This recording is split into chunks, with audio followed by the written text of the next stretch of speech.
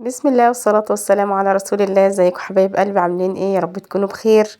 النهارده كده اليوم طويل مع بعض فاستحملوني بقى معلش.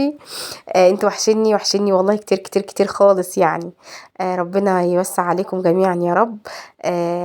قلنا نعمل كوباية شاي كده عشان نقعد كده نستمخمخ ونشوف احنا هنعمل ايه. بس بالله عليكي ما تنسيش ان انت تشتركي في القناة وتفعلي الجرس. ربنا يوسع علينا جميعا يا رب. اول حاجه كده بقى يا جماعه، ايه، انا هنا معايا كيلو من السمنه. بص، هو دي مش سمنه ولا روبي ولا اللي هي زبده، اسمها زبده مزارع. ماشي، فقلت اول حاجه عشان انا ايه هطبخ بيها، يعني هطبخ منها. طول ما انا شغاله انا هطبخ منها. تمام، فبفكها كده. انا كنت حاطاها في الفريزر، فطلعتها قلت اسيحها. فانا حطاها على النار وهتعامل بقى في بقيه الاكل معايا. بس انا هطبخ منها طول ما انا شغاله، هطبخ منها، هاخد منها ايه، حته بحته كده. طبعا هي هتسيح، فهنشوف بقى احنا هنعمل ايه دلوقتي. معايا هنا فرخه مقطعاها على قطع زي ما انا عايزه يعني، وزي ما انتي عايزه برضو. شوفي انتي هتعمليها ازاي، هتقطعيها قد ايه. فطبعا مغسوله بالليمون ودقيق وملح. تمام، ومغسوله ومتنضفه زي الفل. طبعا انا اللي يعرفني يعرف التتبيله بتاعتي، ماشي، التتبيله المعتاده. اللي هي بصلايه وطماطمايه وشويه توم. طبعا لو عندك كبه، تمام، هتحطي كل اللي انا بتكلم فيه ده، كل اللي انا بعمله دلوقتي ده في الكبه ويا سلام. لكن ما فيش كبه، فهتتعاملي بقى ايه، تبشري بقى كله. هتجيبي قرن الفلفل وشويه الثوم وشويه ملح، يعني انا ما حطيتش ملح، بس يا ريت ان انت تحطي ملح. وعندك هنا ورقتين لورا وكبابه صيني واللهم ذكرني يا رب حبهان. تضربي ده كله كده ايه في الهون بتاعك. بصي، تكسريه كويس، تخليه ناعم خالص. تمام. هو هنا انا المفروض كنت حطيت ملح، كان هينعم اكتر من كده كمان. الملح بيخلي خشن، فبيخلي الحاجه تتهرس بسهوله يعني. بس تقومي حاطه ده كله ايه على الخلطه دي. اللهم صل على سيدنا محمد. هتقومي حاطه ايه برضو هنا البهارات بقى بتاعتك.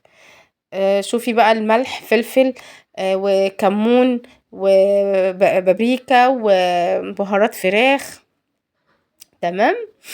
اللهم صل على سيدنا محمد. وهتحطي شوية زيت، يعني ليمونة وشوية زيت بقى على الخلطة دي. تمام. انا هشويها، يعني انا هحطها في الفرن، مش هحطها على النار شوية، يعني اتأكد خلاص انها استوت تمام تمام، واروح جاي احطها في الفرن. الخلطة دي يا جماعة سهلة وبسيطة وجميلة. بس يا جماعة والله بتدي ريحة وطعم للفراخ فظيع جميل. جربوه ان شاء الله، باذن الله هتعجبكم والله باذن الله. بصي هنا بتقطعي بقى الفراخ، لازم تقطعيها كده حتت عشان كل التتبيله دي تخش جواها. ويا حبذا بقى لو انت رحت سايبه التتبيله دي في الفراخ، يا سلام، هتبقى حلوه. بس انا عشان كنت مستعجله ما سبتهاش، وعن شرط انها كانت مخليه الفراخ جميله ما شاء الله اللهم بارك. فانتي جربي ان شاء الله الطريقه دي، باذن الله هتعجبك. اللهم صل على سيدنا محمد.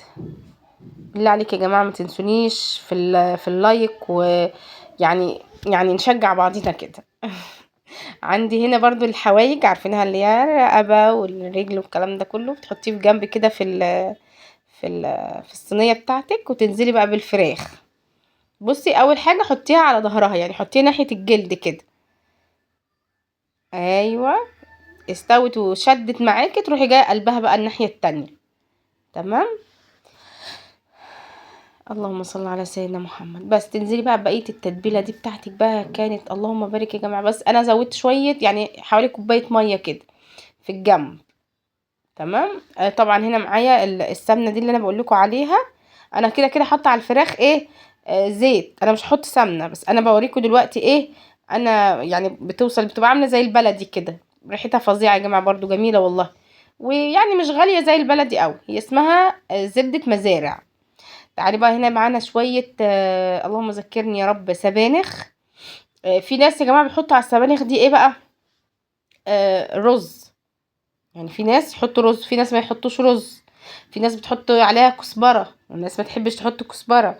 فيا ريت كده تقولوا لي انت بتحبوا تحطوا عليها الحاجات اللي انا قلت عليها. انا بحط لها الحاجات دي بصراحه. يعني انا بحط لها ربطه كزبره وبحط لها شويه رز، لان الصلصه بتاعت البتاع دي بتبقى خفيفه، بتبقى صيصه كده.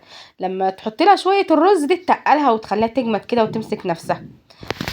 بصراحه يا جماعه فوائدها رهيبه. وخدوا بالكم، اصلا اللي انا بعمله ده ما ينفعش، اللي هو ايه، ان انا اقطعها.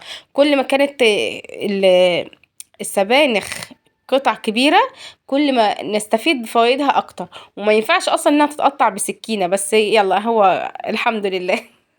اقول لكم يعني والله يا جماعه في معلومات انا عارفاها عن السبانخ دي، ان هي مليانه فيتامينات وحديد وجميله جدا.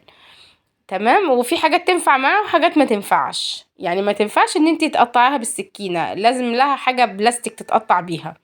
يعني بيبقى في كده سكينه مخصصه للحاجات اللي هي زي اللي فيها حديد كتير، اللي هو الموز، اللي هو السبانخ، الحاجات اللي فيها حديد ما ينفعش تقطع بالسكينه، عشان بتفقد يعني قيمتها وكده. هنا معايا بقى ايه، البصلايه طبعا وفص ثوم. تمام.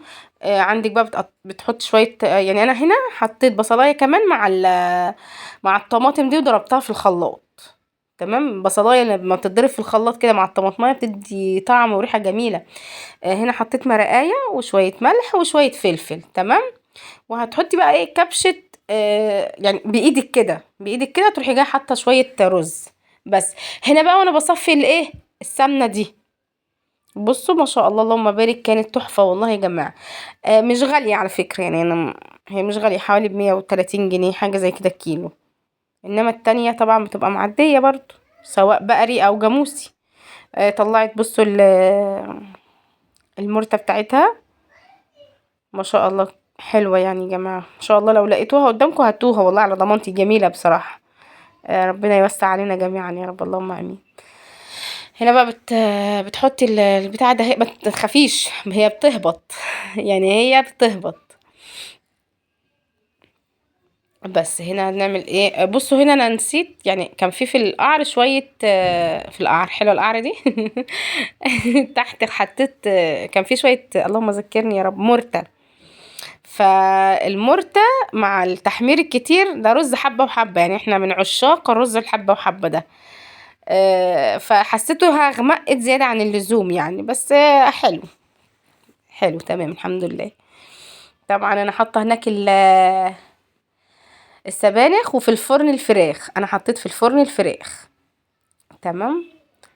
ربنا يوسع عليكم جميعا يا رب، ويكرمكم يا رب ان شاء الله.